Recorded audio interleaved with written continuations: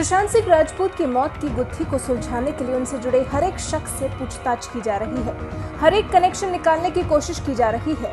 सभी सिर्फ सुशांत को इंसाफ दिलाने के लिए प्रयासरत हैं। ऐसे में रिया चक्रवर्ती की भूमिका तो सवालों के घेरे में है ही, लेकिन वो तब और घिर गई जब सुशांत के असिस्टेंट रह चुके सबीर अहमद ने सुशांत और रिया के रिलेशन से जुड़ा एक और नया खुलासा कर दिया।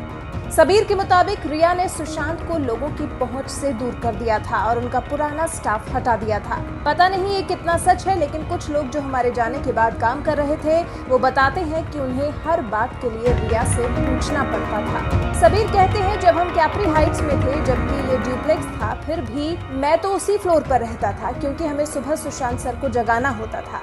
नए स्टाफ से हमने सुना था कि उन्हें सुशांत सर तक जाने की इजाजत नहीं थी। सब कुछ रिया को ही बोलना पड़ता था और वो ही सब कुछ करती थी। इससे पहले सुशांत के पीए रहे अंकित आचार्य ने भी मामले को लेकर कहा था कि रिया के साथ रहने के बाद सुशांत काफी डल हो गए थे।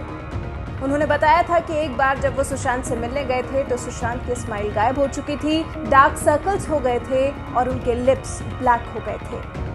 अब सुशांत के साथ क्या हो रहा था? रिया कुछ कर रही थी या नहीं कर रही थी, या फिर रिया क्यों किसी को सुशांत तक नहीं पहुंचने देती थी? क्यों रिया के पास रहने की वजह से सुशांत सबसे दूर होते जा रहे थे? क्यों स्टाफ को सुशांत से जुड़ा सब काम रिया से पूछकर करना पड़ता था? ऐसे कई सवाल हैं जिनका जवाब रिया ने नहीं दिया है और इन्हीं सब बातों को लेकर रिया सभी की नजर में चढ़ी हुई है। देखते हैं मामला कब और कहां जाकर खत्म होगा और सुशांत को न्याय कैसे मिलेगा।